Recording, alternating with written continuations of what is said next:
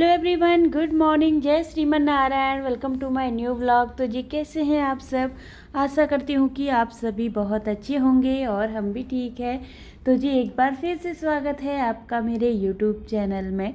तो जी देखिए, वीडियो की शुरुआत हो रही है मॉर्निंग मेरी वॉक से। तो मैं छत पे आ गई हूँ मॉर्निंग वॉक के लिए और बच्चे मेरे स्कूल जा चुके थे, तो इसीलिए फिर मैं आ गई हूँ। अपना मॉर्निंग एक्सरसाइज मेरी सुबह में ही हो जाती है जब मेरे बच्चे स्कूल के लिए निकलते हैं। और फिर जो है मैं अपनी सुबह की जो है घर की झाड़ू निकाल लेती हूँ। सारे घर की मेरी झाड़ू हो चुकी है और देखिए यहाँ पे सूर्योदय भी होने वाला है और बहुत से प्यारे से सूर्य भगवान जी हमारे निकल गए हैं। और फिर जो है मैं अपना मॉर्निंग वॉक कर लिया था। मैंने आधा एक घंटा मैं आराम से घूम लेती हूँ।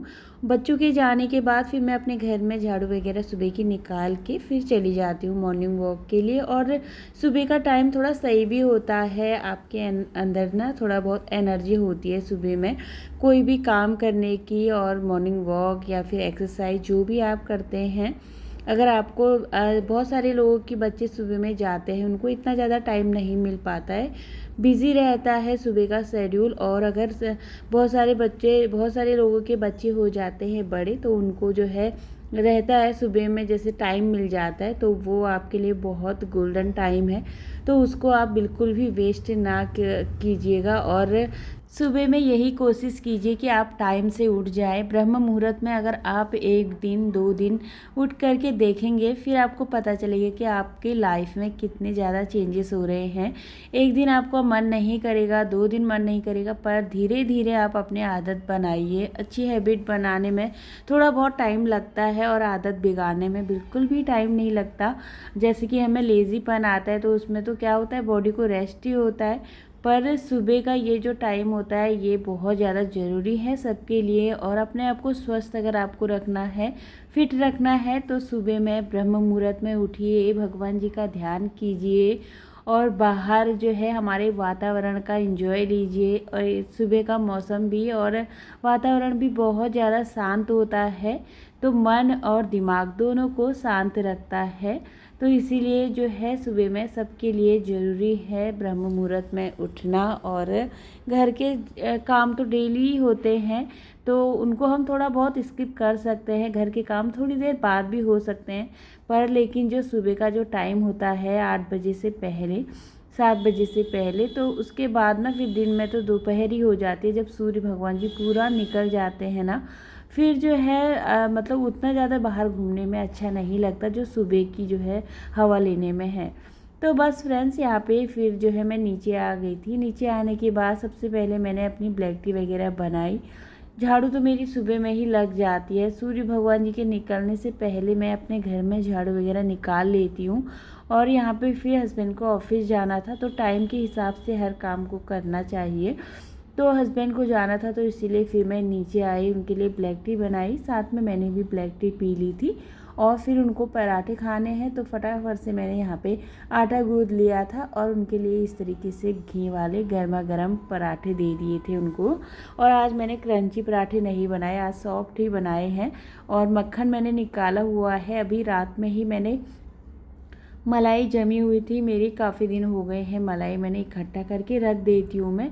थोड़े छोटे छोटे होते हैं ना, फिर मैं जो है काम बढ़ता है उससे, मुझे लगता है ऐसा। तो इसीलिए 2 बाउल जब मेरे आराम से भर जाते हैं ना, तो तभी मैं मलाई निकालती हूँ। नहीं तो क्या होता है ना, मलाई जिस दिन मैं निकालती हूँ पूरे किचन में ना थोड़ा चिपचिपापन हो ही जाता है घी वगैरह बनाने में। तो इसीलिए फिर जो है सोचा 2 बाउल मेरे जब भर जाएंगे पूरे, तो उसके बाद ही मैं निकालूंगी। तो इसीलिए इसमें मैं थोड़ा मतलब कि 1 लोटा मैंने दही और रात में 2 गिलास मैंने दूध इसमें ऐड कर दिया था, जिससे कि इसमें काफ़ी अच्छा जो है खट्टापन भी आ जाता है और मक्खन जल्दी भी निकल जाता है। और जो छाछ बचती है वो हमारी कड़ी वगैरह बनाने के काम आ जाती है। तो उसको फेंकना बिल्कुल भी नहीं चाहिए, क्योंकि उसमें बहुत ज़्यादा प्रोटीन होता है। तो इसीलिए उसमें मैं खट्टा ना दही वगैरह डाल देती हूँ, तो बहुत ज़्यादा अच्छी छाछ बन जाती है। तो हस्बैंड तो ऑफिस के लिए जा चुके थे, उनको मैंने दे दिया था नाश्ता। तो नाश्ता करने के बाद वो अपना जो है ऑफिस के लिए निकल चुके हैं। और फिर जो है मैं यहाँ पे अपने मॉर्निंग काम स्टार्ट कर लेती हूँ। तो झाड़ू वगैरह तो मॉर्निंग में ही लगा ली थी, बस जो है मुझे घर की साफ़ सफाई थोड़ा बहुत क्लीनिंग वगैरह मैं करूँगी। तो यहाँ पे सबसे पहले मैंने सोचा किचन की ही अपनी क्लीनिंग स्टार्ट कर देती हूँ। और आज मैं ऊपर जितने भी मैंने बर्तन वगैरह रखे थे ना, वो मैंने पूरा खाली कर दिया है, क्योंकि मैंने ना ये ऑर्गेनाइज़र मंगाया हुआ है। और ऊपर मैंने जितने भी छोटे मोटे डब्बे रखे हुए थे ना, उनमें मैं छोटा मोटा अपना सामान रखती हूँ, तो वो मैंने खाली कर दिया है। विंडो जो है अब पूरी खाली हो चुकी है। और जो मैंने साइड में ऑर्गेनाइज़र रखा हुआ था, इसमें मैंने चम्मच हो गया और जैसे चाकू वगैरह हम लोग रखते हैं ना, सीजर वगैरह किचन की, तो वो मैंने इधर रख दी है।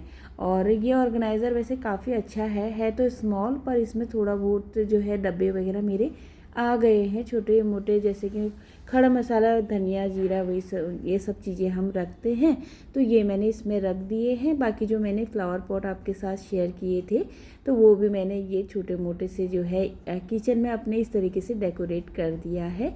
और देखिए किचन मेरी कितनी सुंदर लग रही है। अब है छोटी सी और नॉन मॉड्यूलर है, इसमें कोई रैक्स वगैरह भी नहीं बने हुए हैं, पर आप चाहे तो अपने किचन को इस तरीके से अपना कम खर्चे में अच्छे से सजा सकते हैं।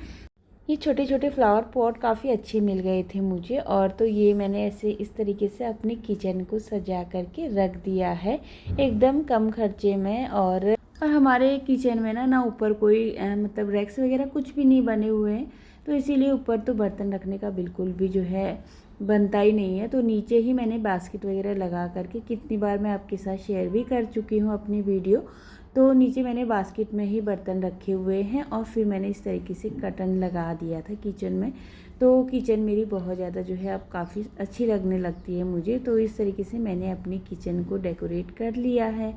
और फिर जो है अभी सारे किचन की तो मेरी सारी साफ़ सफाई हो गई है।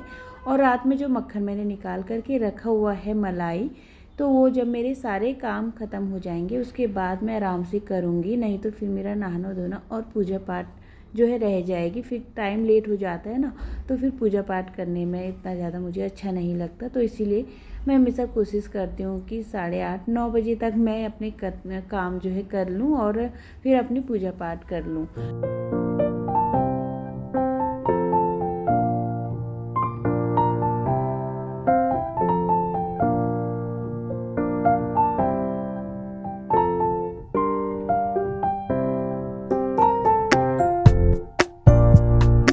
तो बस यहाँ पे किचन की मेरी सारी साफ़ सफाई हो गई थी। और फिर मैंने सोचा चलिए थोड़ा बहुत अपनी डस्टिंग कर लेती हूँ, क्योंकि डस्टिंग मैंने 2 दिन पहले ही की थी, तो इसीलिए एक दिन जब बीच में गैप आ जाता है ना, तो इनमें डस्टिंग करने की ज़रूरत हो ही जाती है।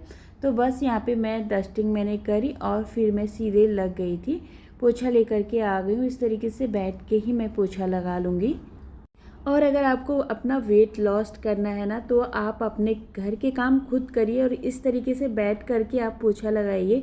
देखिए आपको कितनी ज़्यादा जो है आपकी कसरत हो जाएगी। और 1-2 दिन जो है ऐसे थोड़ा थोड़ा करके अपनी हैबिट बनाइए, तो आपको बहुत ज़्यादा फ़ायदे मिलेंगे इससे। तो यहाँ पे बीच में ना मैंने मशीन में कपड़े भी डाल दिए थे, कपड़े मैंने रख दिए हैं मशीन में धुलने के लिए। और फिर जो है मैंने पोछा स्टार्ट कर लिया है।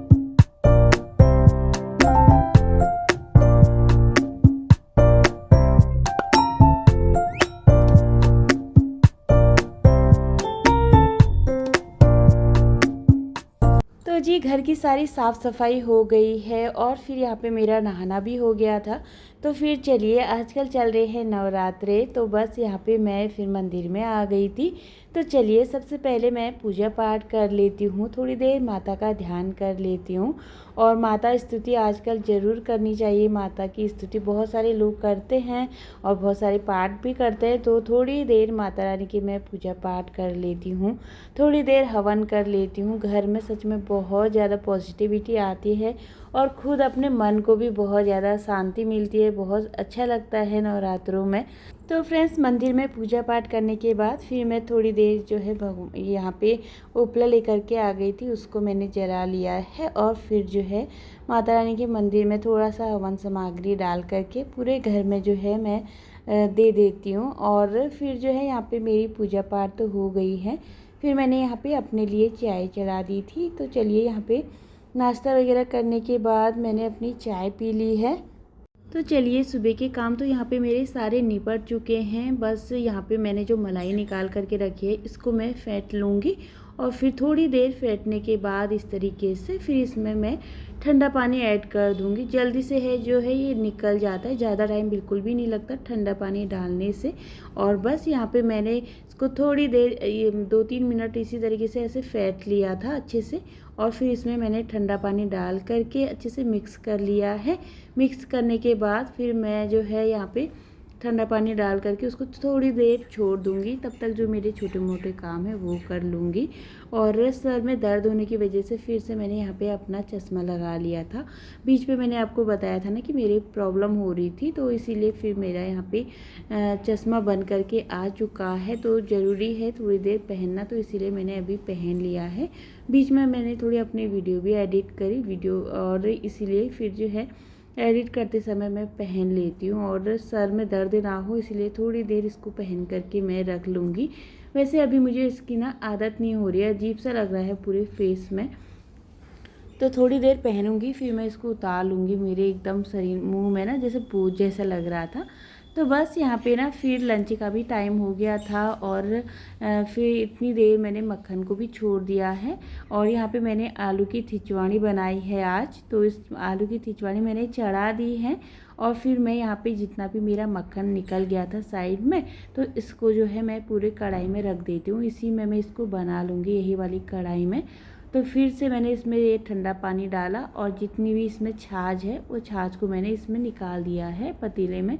इसको मैं साइड में रख देती हूँ फ़िलहाल, इसको मैं बाद में डालूँगी डब्बे में। बोतल बना रखा है मैंने 1-2 लीटर का, उसी में मैं भर के रख देती हूँ। और जब भी मुझे छाछ बनानी होती है, कढ़ी बनानी होती है, तो फिर उसी में से निकाल लेते हैं। 1-2 दिन इसको बाहर रख देंगे तो थोड़ा खट्टा भी हो जाएगा और आपकी छाछ भी मतलब अच्छी बन जाएगी। खट्टी कढ़ी बनाने के लिए बहुत अच्छी रहती है। तो यहाँ पे मैंने सारे मक्खन को निकाल लिया है एक कढ़ाई में और फिर साइड में रख दिया है। मैंने जो सब्ज़ी बना करके रखी हुई थी, चावल मेरी बन करके रेडी हो गए हैं। और जितना भी थोड़ा नीचे चिपचिपा वगैरह हो रहा था सारा मैंने अच्छे से कपड़े से साफ़ कर लिया है, सूखे कपड़े से। और इसको मैंने बनने के लिए रख दिया था। थोड़ी देर बनाने के बाद इधर उधर ना घी के छींटे भी गिर जाते हैं जब ये बनता है। तो फिर ये अच्छे से छन गया था, जब अच्छे से नीचे बैठ गया था इसका जितना भी जो मक्खन निकला हुआ रहता है ना नीचे का, तो वो बैठ गई थी छाछ। तो ऊपर से तो मैंने 1-2 जो है चम्मच ऐसे ही निकाल लिए थे। और यहाँ पे हमारा लंच भी हो गया था। फिर ये अच्छे से जब ठंडा हो गया था घी, तो फिर मैंने ये कांच का जार जो है खाली हुआ था तो उसको मैंने वॉश करके रखा हुआ था। तो यहाँ पे देखिए 1 किलो घी आराम से मेरा बन चुका है। तो ये कम से कम 20-22 दिन की मलाई थी और थोड़ा सा घी उसमें और बचा हुआ है।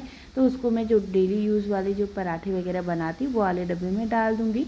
और दिन में लंच करने के बाद बर्तन वगैरह वॉश करके रखे हुए थे। कढ़ाई भी यहाँ पे मेरी सूख गई थी अच्छे से, तो उसमें भी मैंने अच्छे से ऑयलिंग करके रख दी है। लोहे की कढ़ाई में इस तरीके से आप ऑयलिंग करके रखेंगे तो आपकी कढ़ाई कभी गंदी नहीं होगी।